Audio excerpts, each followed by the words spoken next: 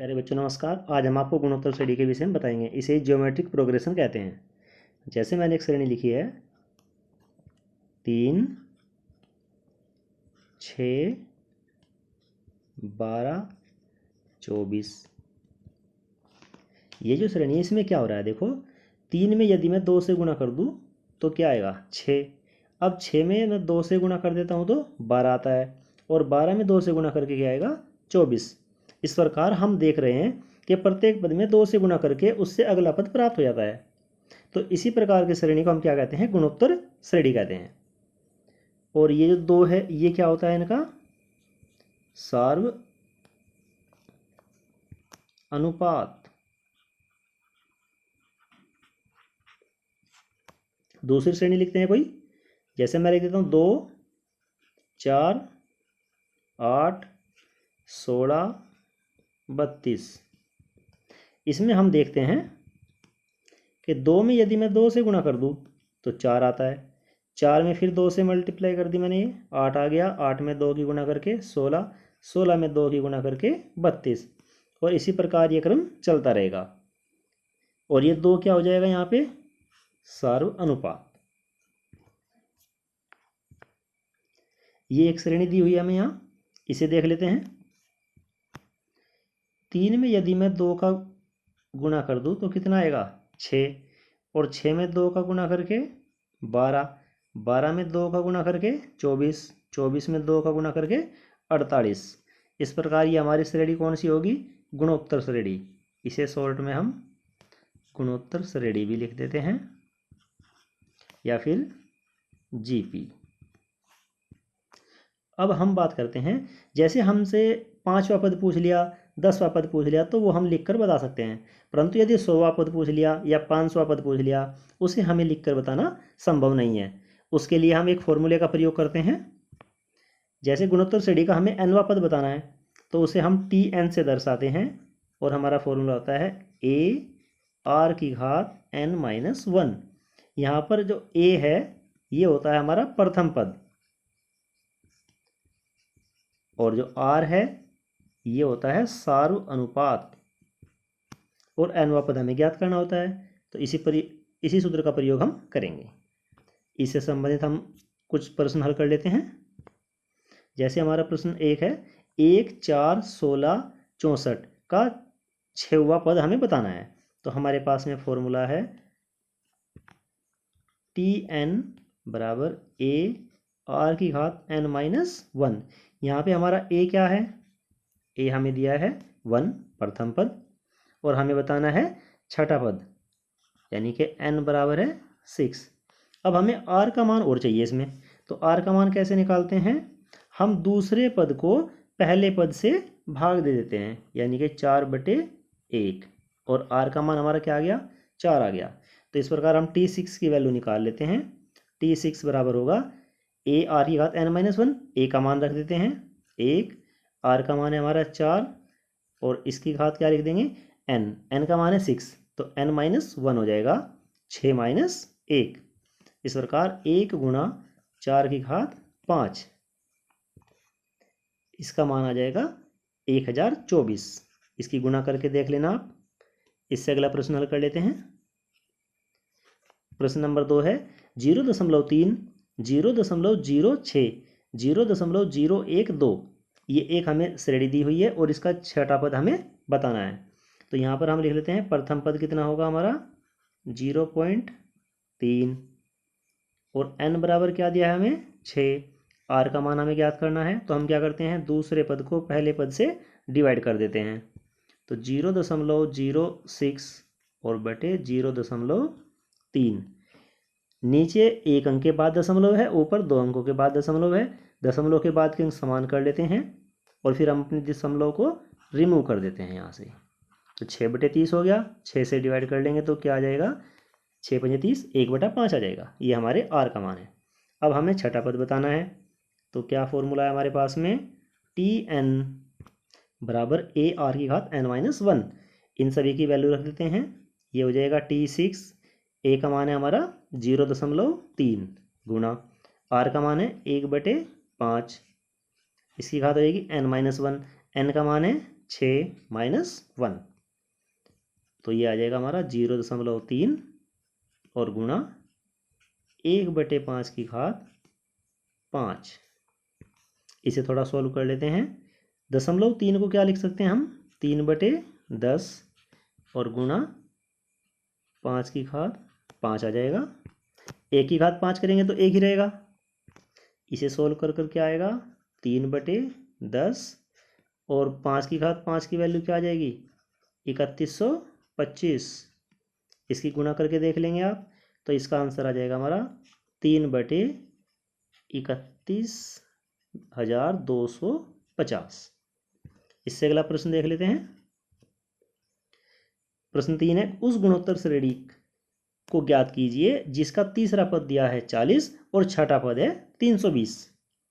तो इसमें हम लिख लेते हैं T4 बराबर a r की घात 4-1।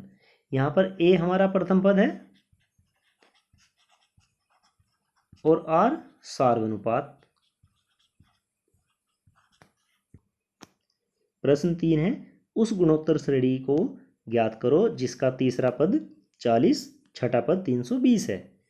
तो हमारा मान लेते हैं a हमारा क्या है, प्रथम पद, और r क्या है, सार्वनुपात। हमारे पास में फॉर्मूला है Tn बराबर a r की घात n-1। यहाँ पर हमें दिया है तीसरा पद, तो क्या हो जाएगा, T3 बराबर a r की घात 3-1 और इसका T3 का मान हमें कितना दिया है, 40। तो 40 बराबर a r का स्क्वायर हो जाएगा, 3 में से 1 घट जाएगा। इसे समीकरण 1 मान लेते हैं। इसके बाद हमें दिया है छठा पद, तो T6 बराबर क्या होगा, a r की घात 6-1। इसमें इनकी वैल्यू रख लेते हैं। T6 का मान हमें दिया है 320, a r की घात 5 हो जाएगा। ये है हमारी समीकरण नंबर 2, मान लेते हैं इसे। अब हम क्या करते हैं, समीकरण 2 को समीकरण 1 से भाग देते हैं। तो क्या हो जाएगा, 320/40 बराबर a r की घात 5 और बटे a r स्क्वायर। इस 0 से 0 कैंसिल हो जाएगी। 4 से 32 को डिवाइड करेंगे तो 4×8 = 32। इस साइड में a से a कैंसिल हो जाएगा। r की घात 5 है और बटे में r स्क्वायर है, तो क्या आ जाएगा, r की घात 3। इस प्रकार r की वैल्यू आ जाएगी हमारी 2। अब r का जो ये मान आया है 2, इसे हम समीकरण नंबर 1 में रख देते हैं। समीकरण नंबर 1 क्या है हमारी, 40 a r स्क्वायर। r का मान हमारा 2 आया है, उसे रख देते हैं। 40 बराबर a, r का मान है हमारा 2, इसका स्क्वायर हो जाएगा। तो ये क्या हो जाएगा, a गुणा 4। इस प्रकार a का मान हमारा क्या आ जाएगा, 40/4। ये आ गया हमारा 10। अब a बराबर 10 आ गया और r बराबर हमारा आया था 2। इस प्रकार हमारी श्रेणी क्या हो जाएगी, पहले तो हम प्रथम पद लिख देते हैं a, इसका मान है 10। अब हमारा जो सार्वनुपात है वो 2 है, तो 2 की 10 से गुणा हो जाएगी, तो दूसरा पद हमारा आ जाएगा 20। और फिर इसमें 2 की गुणा हो जाएगी, तीसरा पद आएगा हमारा 40। इसमें फिर 2 की गुणा और क्या आएगा, 80। इस प्रकार हमारी ये श्रेणी आगे तक चलती रहेगी और यही हमारा आंसर है। अगला प्रश्न देख लेते हैं। क्वेश्चन नंबर 4, किसी गुणोत्तर श्रेणी का तीसरा पद पहले पद का वर्ग है और पांचवा पद क्या है, 64 है। तो श्रेणी ज्ञात करनी है हमें। हम इसका तीसरा पद देख लेते हैं। तीसरा पद क्या होगा, बराबर a r की घात 3-1 और ये क्या आ जाएगा हमारा, a r स्क्वायर। यहाँ पर आप जानते हैं a प्रथम पद है और r सार्वनुपात है। तो अब ये जो तीसरा पद है इसका मान क्या आया है, a r स्क्वायर, और ये किसके बराबर हो जाएगा, प्रथम पद यानी कि a के स्क्वायर के। क्योंकि हमें दिया है जो इसका तीसरा पद है वो प्रथम पद का वर्ग है, तो हम प्रथम पद का भी क्या कर देते हैं, वर्ग कर देते हैं, तो वो इसके बराबर होगा। अब इसे थोड़ा सा सोल्व कर लेते हैं। ए से ए कैंसिल हो जाएगा, तो आर स्क्वायर बराबर ए आ जाएगा। इसे समीकरण 1 मान लेते हैं। अब हमें दिया है इसका पांचवा पद 64 है, तो T5 बराबर क्या हो जाएगा, ए आर की घात 5 माइनस 1। T5 का मान है 64 बराबर ए आर की घात 4। अब यहाँ पर हम ए का मान समीकरण 1 से रख देंगे, ये समीकरण 2 मान लेते हैं। तो वहाँ से ए का मान क्या आएगा, आर स्क्वायर, तो 64 बराबर आर स्क्वायर और गुणा आर की घात 4। इस प्रकार क्या हो जाएगा, यहाँ पर आर की घात 6 हो जाएगा। और 64 को हम क्या लिख सकते हैं, 2 की घात 6 और बराबर है आर की घात 6। तो इस प्रकार आर का मान आ जाएगा 2।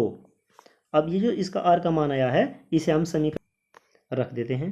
तो ए का मान क्या आ जाएगा, आर स्क्वायर है, तो आर का मान हमने रख दिया 2, इसका वर्ग हो गया, ये आ गया 4। इस प्रकार हमारे ए का मान आ गया 4, आर का मान है हमारा 2। तो हमारी श्रेणी क्या आ जाएगी, प्रथम पद लिख देते हैं पहले 4। अब हमारा जो सार्वनुपात है वो 2 आया है, तो 4 दूनी 8। अब 8 का फिर 2 गुना हो जाएगा, 8 दूनी 16 और 16 दूनी 32, 32 दूनी 64। इस प्रकार ये हमारी श्रेणी प्राप्त हो गई है। इससे आगे एक प्रश्न और देख लेते हैं। क्वेश्चन नंबर 5, एक गुणोत्तर श्रेणी के तीसरे और 8वें पदों का गुणनफल 243 है। इसका चौथा पद 3 है, तो इसका 7वां पद हमें बताना है। तो पहले हम तीसरा पद देखते हैं क्या होता है, T3 और गुणा T8, और ये क्या आया है हमारा 243। अब T3 का मान क्या होगा, ए आर की घात 3 माइनस 1 और T8 का मान क्या होगा, ए आर की घात 8 माइनस 1 बराबर 243। ए की ए में गुणा हो जाएगी, तो ये क्या हो जाएगा, ए स्क्वायर, आर की घात यहाँ 3 माइनस 1 है तो 2 हो जाएगी, यहाँ 8 माइनस 1 है तो ये हो जाएगी 7। 7 और 2 कितने हो जाएंगे, 9 और बराबर 243। इसे हम समीकरण 1 मान लेते हैं। अब हमें दिया है इसका चौथा पद 3 है, तो T4 बराबर ए आर की घात 4 माइनस 1। ये क्या हो जाएगा, T4 का मान हमें दिया है 3 बराबर ए आर की घात 3 हो जाएगा। ये समीकरण 2 मान लेते हैं। समीकरण 2 का हम दोनों ओर से वर्ग कर देते हैं, तो इसमें क्या आएगा, 3 का वर्ग बराबर ए आर क्यूब का वर्ग, ये हो जाएगा 9 बराबर ए स्क्वायर और आर की घात 6। ये समीकरण 3 मान लेते हैं। इसे थोड़ा बदल कर भी लिख लेते हैं, इसे मानते हैं समीकरण 3। अब समीकरण 1 को समीकरण 3 से भाग दे देते हैं। समीकरण 1 बटे समीकरण 2, ए स्क्वायर आर की घात 9 और बटे आ जाएगा हमारा ए स्क्वायर आर की घात 6 और बराबर 243 बटे 9। ए स्क्वायर से ए स्क्वायर कैंसिल हो जाएगा, ऊपर आर की घात 9 है, नीचे आर की घात 6 है, तो क्या बचेगा, आर की घात 3। अब 9 से 243 को डिवाइड कर देते हैं। 9 दूनी 18, 6 बचेंगे 63 हो जाएगा, 9 सत्ते 63। तो यहाँ से हमारे आर की वैल्यू क्या आ जाएगी, इसका घनमूल ले लेंगे 27 का, ये आ जाएगी 3। अब ये जो आर का मान 3 है, इसे हम समीकरण 2 में रख लेते हैं। हमारी समीकरण नंबर 2 क्या है, 3 बराबर ए आर की घात 3, तो 3 बराबर ए आर का मान क्या है 3, इसका घन हो जाएगा, तो ये आ जाएगा 27 ए। तो ए बराबर क्या आएगा, 3 बटे 27 और ए की वैल्यू हमारी आ गई 1/9। हमें अब समांतर श्रेणी गुणोत्तर श्रेणी बनानी है। हमें इसका 7वां पद बताना है, तो वो क्या हो जाएगा, T7 बराबर ए आर की घात 7 माइनस 1 बराबर ए का मान रख देते हैं 1/9। आर का मान क्या होगा 3 और 3 की घात 7 - 1, तो क्या हो जाएगा 1/9 गुणा 3 की घात 6। इसे आगे लिख लेते हैं 3 की घात 6 और बटे 3 की घात 2 हो जाएगा। तो ऊपर क्या बचेगा 3 की घात 4, जिसका मान क्या होगा 81। इस प्रकार T7 की वैल्यू हमारी आ गई 81। एक प्रश्न और देख लेते हैं। यहाँ हमें दिया है यदि ए बी सी 3 राशियां समांतर श्रेणी में हो और गुणोत्तर श्रेणी में हो, तब सिद्ध करना है कि ए बराबर बी बराबर सी होगा। ये ए बी सी राशियां ही समांतर श्रेणी में है मान लो पहले, तो हम इन्हें क्या लिख सकते हैं 2b बराबर a प्लस सी। और यदि यही गुणोत्तर श्रेणी में है तो हम क्या लिख सकते हैं, हमें पता है यदि हम दूसरे पद को पहले पद से भाग देंगे और तीसरे पद को दूसरे पद से भाग देंगे तो इसमें क्या आएगा सार्व अनुपात आएगा। इसकी क्रॉस मल्टीप्लिकेशन कर लेते हैं तो b² बराबर क्या आ जाएगा AC। और यहाँ से b की वैल्यू निकाल लेते हैं इधर से, इसका मान क्या होगा a प्लस सी बटे 2। इस प्रकार b की वैल्यू यहाँ से हम b² बराबर AC में रख देते हैं। तो यहाँ पर क्या हो जाएगा b² यानी कि a प्लस सी बटे 2 का स्क्वायर और बराबर AC। इसका वर्ग खोल देते हैं a प्लस सी का वर्ग बटे 4, 2 का वर्ग कर देते बराबर AC। अब a प्लस सी का वर्ग जो इसके बटे में 4 है वो इसके सामने गुना हो जाएगी AC में, तो ये हो जाएगा 4AC। इसका वर्ग खोल देते हैं a प्लस सी का, ये क्या होगा a² प्लस c² और प्लस का 2AC बराबर 4AC। 4AC दूसरी साइड में आ जाएगा, यहाँ प्लस के 2AC हैं, 4AC माइनस के हो जाएंगे दूसरी साइड में आकर, तो क्या हो जाएगा a² प्लस c² माइनस के 2AC बराबर 0। ये देखें यहाँ पर a माइनस सी का होल वर्ग बन रहा है, तो यहाँ हो जाएगा a माइनस सी का वर्ग बराबर 0 और a माइनस सी बराबर क्या हो जाएगा 0। इस प्रकार a बराबर क्या आ गया c। हमारा शुरू में क्या आया था b² बराबर AC, तो यहाँ से a का मान रख देते हैं तो क्या हो जाएगा b² बराबर a c गुणा c हो जाएगा, तो b² बराबर c², तो b बराबर क्या आ गया c।